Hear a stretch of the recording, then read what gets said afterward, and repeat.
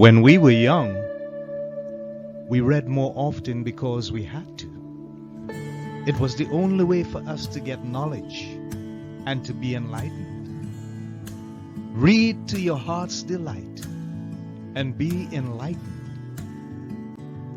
Let's just read. It's a podcast by Andy's Personal Development. Stay tuned for more reading and enlightenment.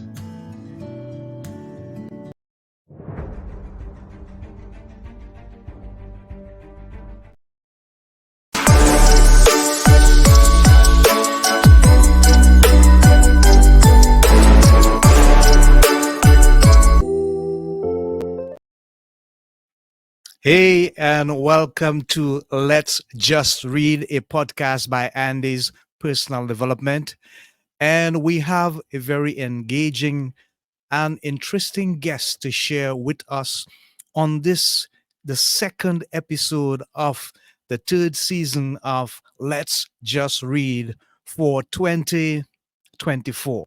His name is Bryon Ehlmann, and he's a professor and author, and there is so much more intriguing information about him.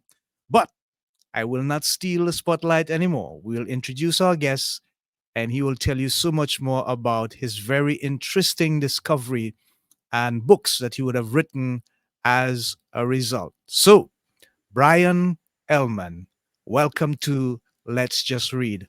How are you today, sir? I'm great, and thanks for having me.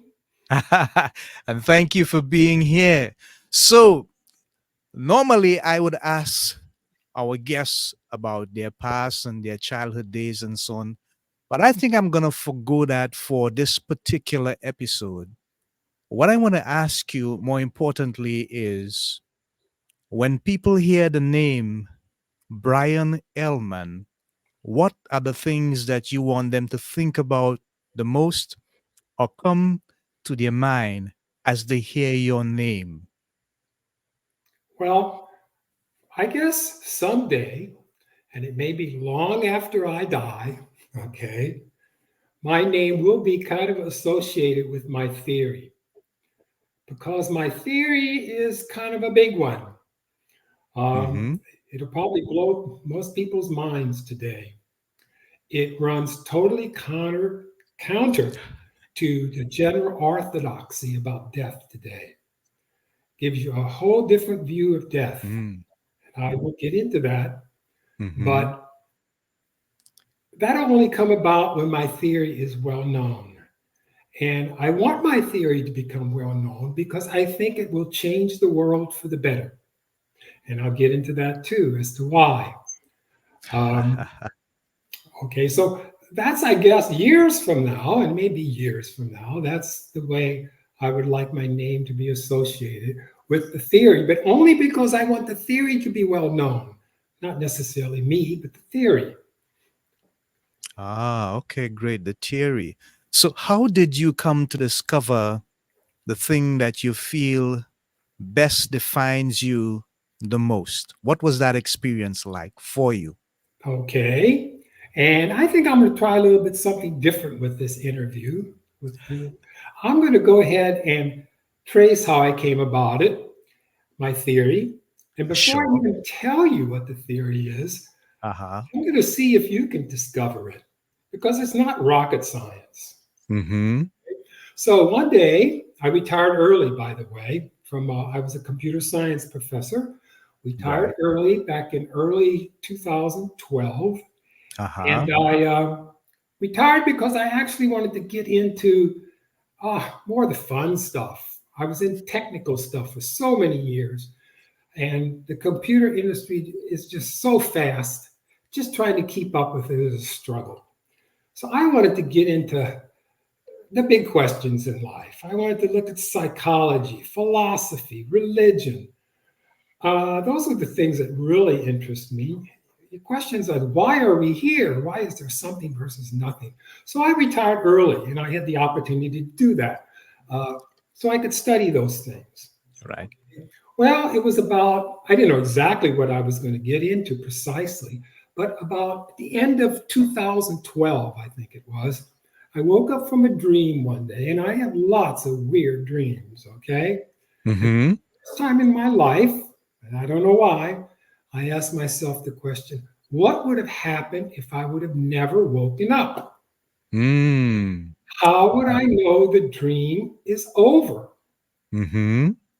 Because, and this is kind of a thought experiment, and I'm going to give you some other ones too. How do we ever know one of our dreams is over? It's you're supposed to answer. You're supposed to say when we wake up. Yeah, I was gonna say that, but you had me thinking. Okay. Sometimes it's not always like that. Well, there are some green dreams where you're half dreaming and half asleep. There you go. Foot in the dream, one foot in the dream, and you bounce Uh-huh. forth. Okay. There are those Right. dreams. Okay. But let's take the typical dream. Mm-hmm. You don't know it's over until you wake up. When you wake up, Right. you have all the emotions that you had in the dream. You may be frustrated. You may feel great. It's a beautiful dream. But the minute you experience your first awake moment, you realize, oh, that was just a dream. But you don't Mm. realize that until you experience that first awake moment. Right. So to me, it's kind of like you're paused in the dream, Mm. paused in your consciousness until you experience that next moment of consciousness when you wake up. Mm-hmm. Okay. Now I'll give you a Okay. couple other thought experiments. Have you ever gone under general anesthesia? Yeah, once. Okay. When do you know you're not on the operating table? You don't Well, until you wake up. wake up. But suppose you never wake up. Whoa. How will you ever know you're not on that operating table with those nurses and doctors around you giving you your anesthesia? Right. And Brian, that's $1 billion question that so many people are asking and trying to find the answer to. The Mhm. thin line, the thin line between conscious and subconscious. That's right. Okay, one more here. Right. No, two more actually. One more though. Okay. Have you ever fallen asleep or watching a movie or a TV show? I think I know where you're going with this. How do you know you fell asleep when you were watching that show? It's either two things: a sudden sense of awareness and you are jolted back into it, Yep. or if there's on the ecosystems a noise that brings you back Yeah, to something that. that wakes you up Yeah, essentially. yeah, yeah. Yeah, but it's your first moment of awake consciousness Mm-hmm. that tells you that, hey, I thought I was watching that movie.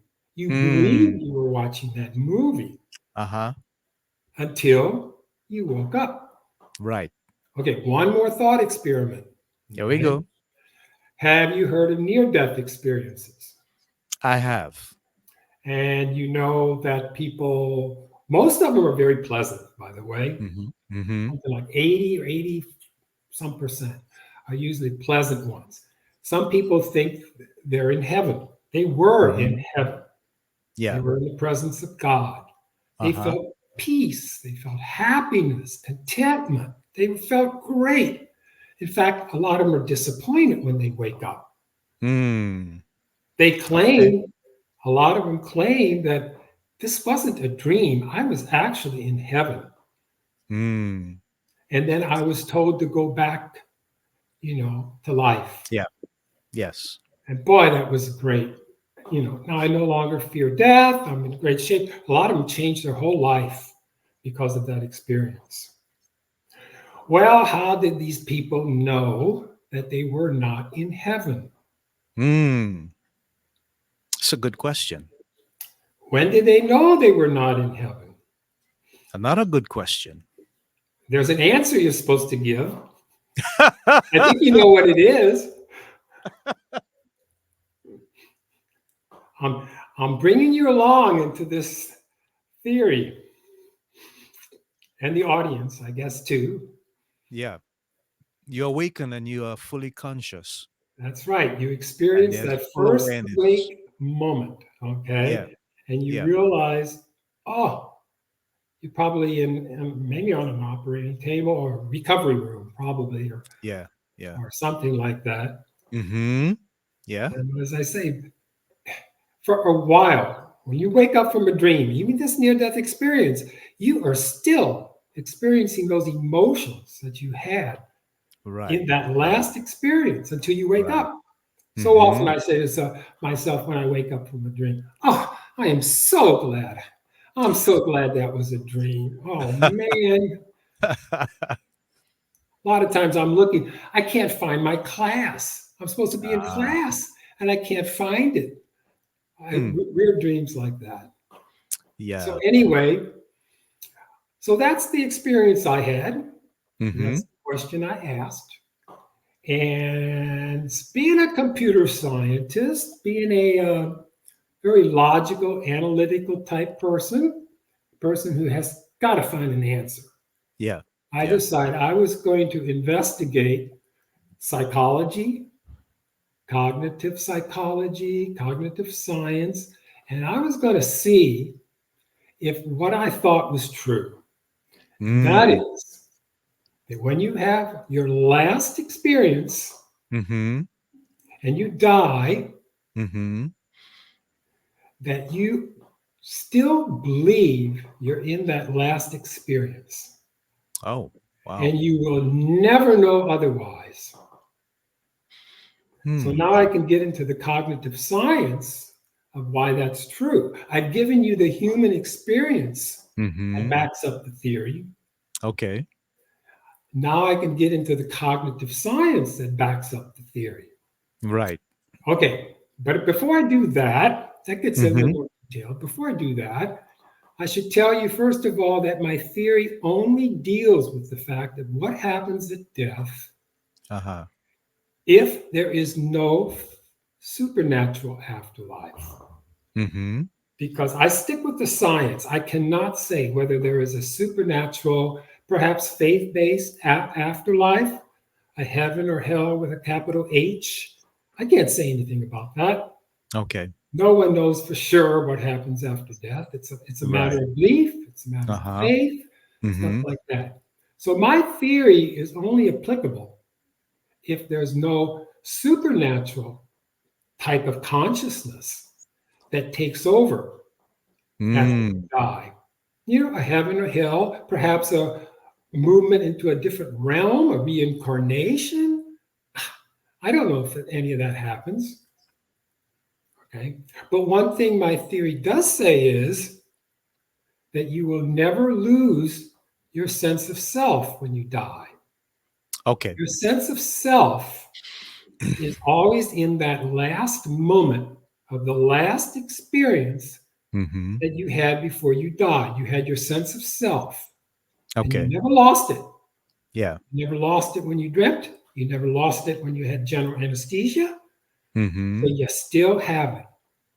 So there's All right. no such thing, non existence, at least in a psychological sense, non existence is not possible. Mm. I get it. So let me see if I understand the theory correctly. You are saying that from the experiments you have done and the Well, linear. I didn't do the experiments. I didn't set Uh-huh. out to do the experiments. I just Uh-huh. analyzed all the human experiences that we have, Right. but we don't know what's happening, that we dreamt or anything. We fall asleep until we wake up. Right. Okay. So based on that knowledge and the theory of the things that you have discovered, you're saying that there is no clear way to define what happens after death. Not after However, what I'm talking about happens before uh-huh, death. before that, okay, Yes. within that sense of transitionary period. Hmm.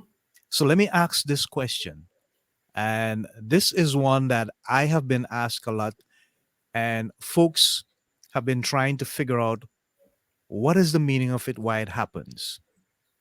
You get a dream, and in that dream, it's like a battle, and it's as if you're in confined space and you're struggling to get out of that space, or someone is shooting at you, pelting at you, it appears as though you're in harm's way, and suddenly you have to find a way out, and then boom, you're out of the dream. They have been told that it's associated with something that they are personally struggling with internally in their lives, and it manifests itself in that dream when they are in the state of subconsciousness. Mhm. How does what you do in terms of your study, if at all, align with that philosophy or that theory? It doesn't address it. Okay. The content of our dreams is still a mystery. It's a mystery Mm. to me. Uh-huh. It's something that's unbelievable to me. I mean, I cannot, sometimes I think, how did my mind create that dream? I mean, our Ah. dreams, they have plots, they have Uh-huh. scenery. Yeah. We create in our minds the scenery, the Mm-hmm. plot, even the characters. I can look Yeah. back on some of my dreams. These characters, they actually had faces and stuff.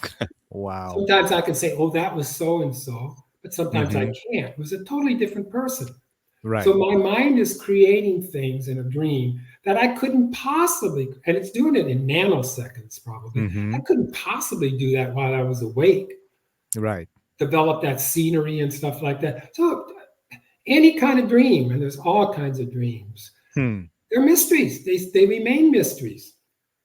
Is it just our mind? Is it Okay. some paranormal type agency or something that's It's an affecting it? amazing I don't know. yeah. Wow. It's truly amazing. And sometimes I'm just spellbound by some of the things that I hear Mhm. people say So, about dreams and that. mhm. Yeah, yeah. But what you're asking is a big issue with my theory because Uh-huh. people have to now ask themselves what's going to determine the last experience I have before death. Mm. You can control what happens perhaps when you're awake. You can say, Mm-hmm. okay, I wish I could die on the bed with my loved ones around me. I'm peaceful, I'm content. I like myself. I'm satisfied with the life I lived. I did good by others. And then that's your last experience, and you die with peace and contentment. That you Hmm. can control, but you Mm-hmm. cannot control your dreams or your near death experiences. So you have to trust in something. Mm. You have Okay. to trust in nature, Uh-huh. maybe some cause and effect that have somehow determined your dream, or you have to trust in some perhaps supernatural being. But Supernatural. you got to put your trust in something. I get it. I get it. So, Brian, what are some of the concerns and challenges that people come to you with, and they are very puzzled? They seek clarity because everything is like a mystery, it's all cloudy. Is there a persistent or consistent pattern of questions or concerns that they have? And by the way, I have entitled this episode "A Natural Afterlife Discovered" with Bryon Ehlmann. Mhm. What are And some of of the course, by things that natural, I people mean scientifically based. It's scientific? natural, Right, scientifically right, based. right. Mhm. Nothing supernatural about it. And So now, what do they come to you with, Brian? the What is the biggest main issue of reaction, concern? Yeah. but they don't always come to me. I'm not a therapist or anything, and so I can't help them out too much. In my book, I do address it, though. I address how people can deal with this. Ah. And I basically I just have to give three choices. Mm-hmm. One is this is the worst one. You just Uh-huh. think your last experience is just random, and you Ah. just cross your fingers and hope it's a good one, a good Okay. dream, a good Okay. near-death experience. Mm. Okay? And if you have that attitude and belief, then you better be an optimist, right? Yeah. And hope for the best. The other choice is you believe that somehow nature Mm. determines it based on your past life, the experiences you've had, how you've Mm-hmm. treated others, Mm-hmm. your general mindset, your mental, your, and somehow it puts this all in a bowl, somehow mixes it all up, and via cause and effect or something like that, that determines your last experience by Okay. nature. And the Okay. other thing is you have to trust in a God, Mm-hmm. trust in something supernatural, Uh-huh. that somehow you put your faith in something that you expect your last experience to be good All right. based on your religion, Mm-hmm. maybe your beliefs, it may be how you've treated other people, um, things like that. You just have to have Mm. trust. It demands you have trust in order to live with this theory. Mhm. Yeah. So, So, and yeah. now I can get into a little bit about why it's going to make the world a better place. Yeah. I was coming to that, but I want to read something based on what you're saying here. Okay? And it's quite objective. It says the book scientifically establishes that death, if not immediately followed by a supernatural afterlife, does not result in non existence. That's right. Instead, one's consciousness is imperceptibly paused in their final I'm experience. glad you got into that because that gets a little bit into the cognitive science. Okay. Ah, We experience consciousness as mm-hmm. a stream of conscious moments, Yeah. about 20 to 25 per second. Mm-hmm. In every conscious moment, it contains the brain renders this moment and Yes. presents it to us. Okay. Uh-huh. In Uh-huh. each conscious moment, we have our self awareness. We Okay. know that we are experiencing that conscious moment. We Mm. have our sense of time. We actually believe that every conscious moment is going to be followed by another one very Mm-hmm. similar to that. Right. Right. Like when we fall asleep, we don't remember when we fell asleep.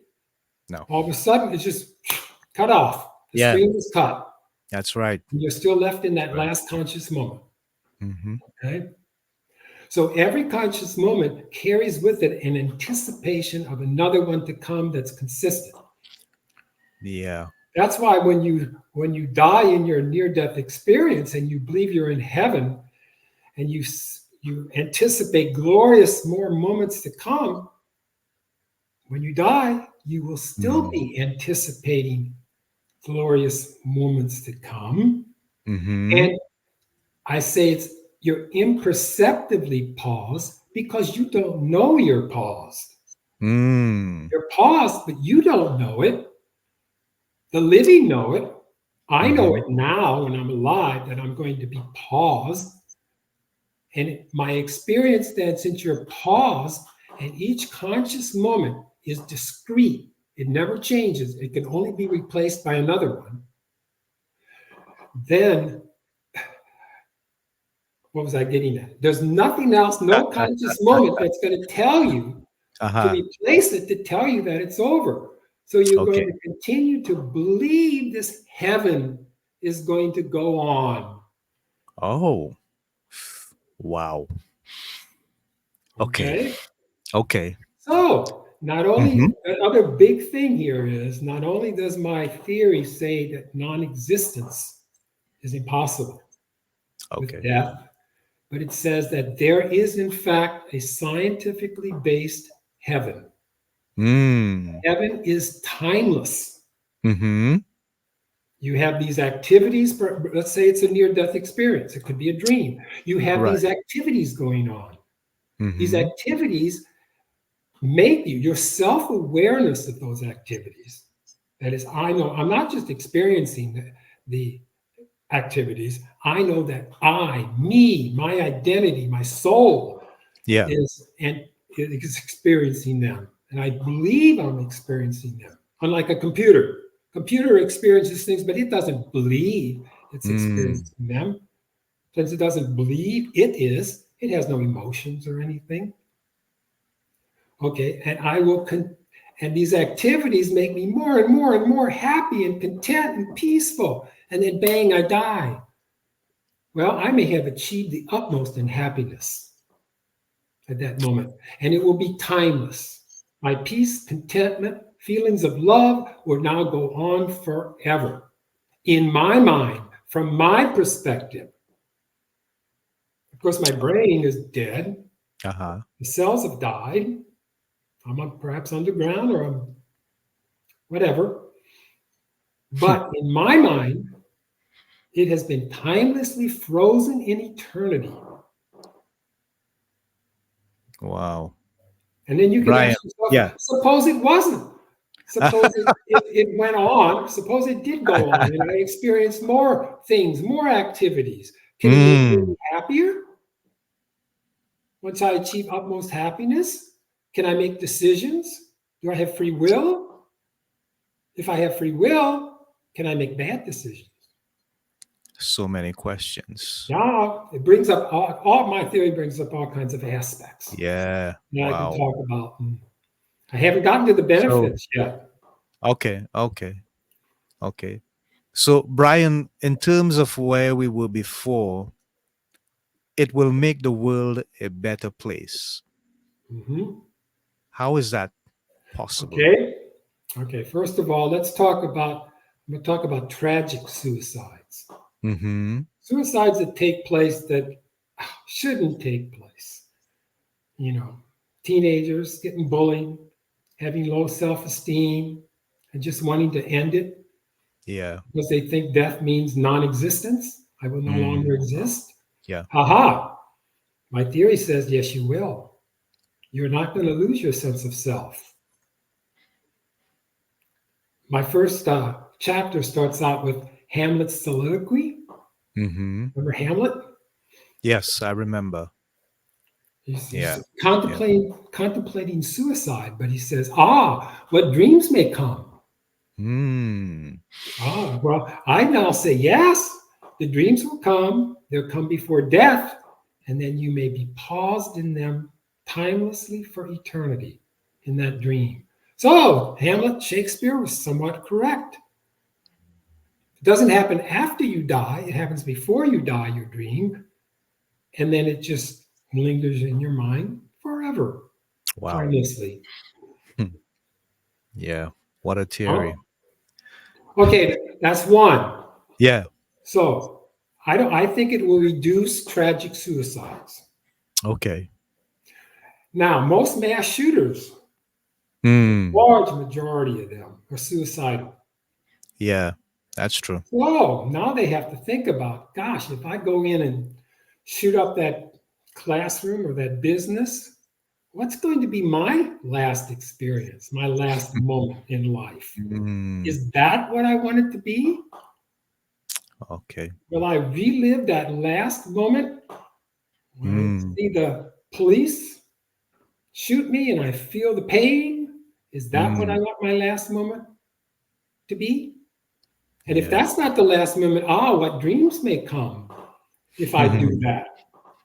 Yeah. What kind of ND near death experience will I have? They better think Yeah. about it now. Yeah. So it will cause people, I believe, to think twice about Think doing twice. Yeah. Yeah. suicide Have a and go second on thought. to get the help they Yeah. need and go on and Yeah. live a better life. I get you. I Okay. get you, Bryon. I get it. Okay. I Now, get one it. more thing. Uh-huh. Studies have shown, many studies have shown, that when people believe in the fact that there's some almighty, some Mm-hmm. paranormal being or something that can look down and see their behavior, some judgmental God, perhaps, they tend to act better towards Okay. others. Okay. There's articles on that where they've done studies where they have like Mm-hmm. these games of chance and they look at two different sets of people. One who believes in a supernatural type of God that Mm-hmm. can, look down and see what they're doing. Another group doesn't believe in, anything at all like that. They have to Okay. do games of chance. Okay, you flip the coin. If you get this, you put it in this pot. That's the pot you get to keep. If it comes up tails or something, then you put it in the pot that's going to be given away to others. There's studies like that that show if there's people who think they're going to perhaps, there's going to be accountability, they tend to They tend to do it better. ends up. But Yeah. if they think there's not going to be any accountability, guess which Uh-huh. pot gets the most of Yeah. the Yeah. kernels of corn or whatever it is? Interesting. Okay, Brian, I want to show you a video here as we come into the end, and then I'm going to give you some time to comment on it. Okay. But I have a comment here from John Campbell. And he says, interesting. Look, there's it on the screen there. I just wanted to show that to you. And I think it's also interesting as well. So let's have a look at the video.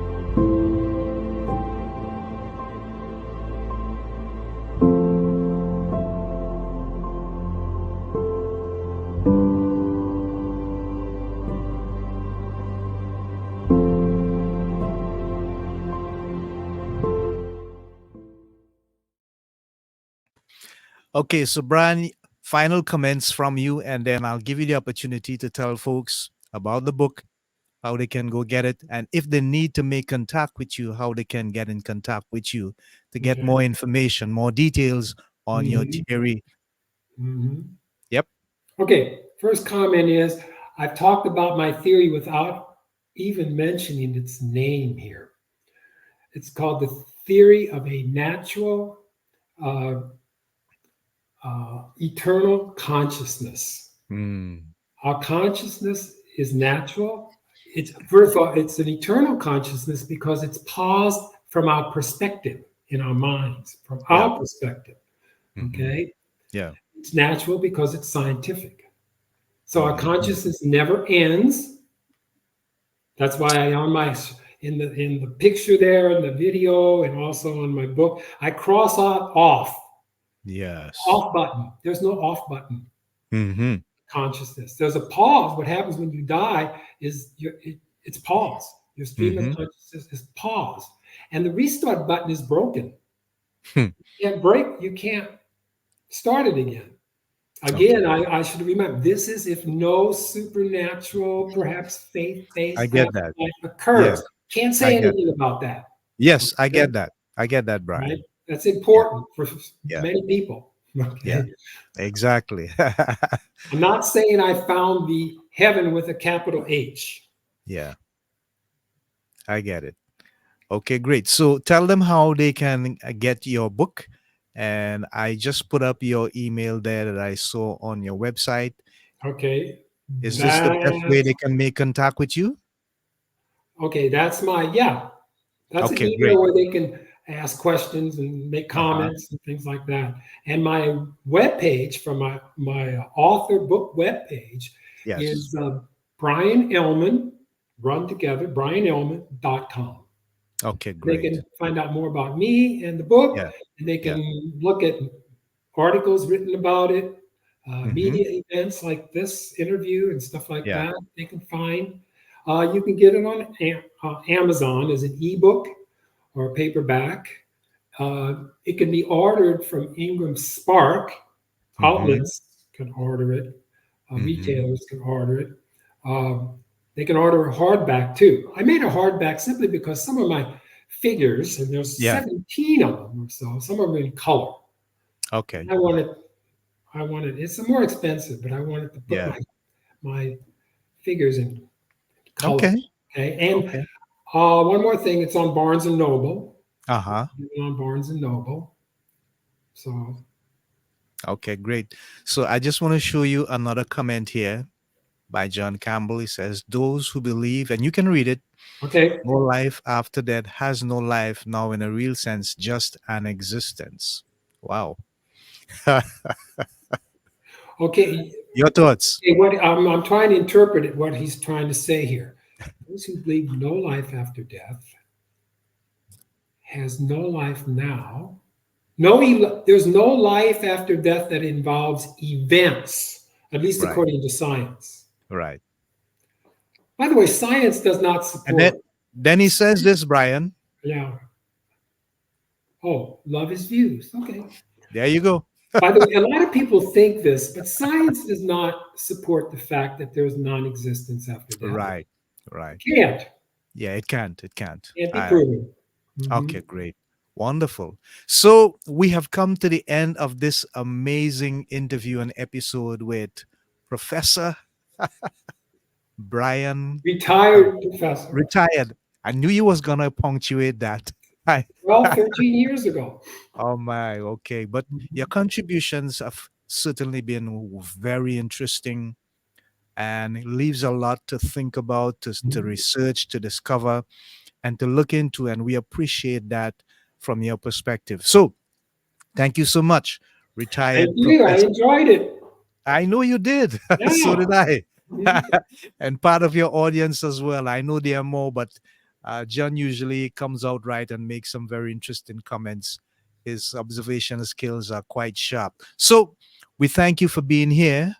And we hope that you would continue to have much success as you go forward with the work that you're doing and that you help many people to realize their purpose and a greater sense of life. As you said, a better outlook, a second thought sometimes Mhm.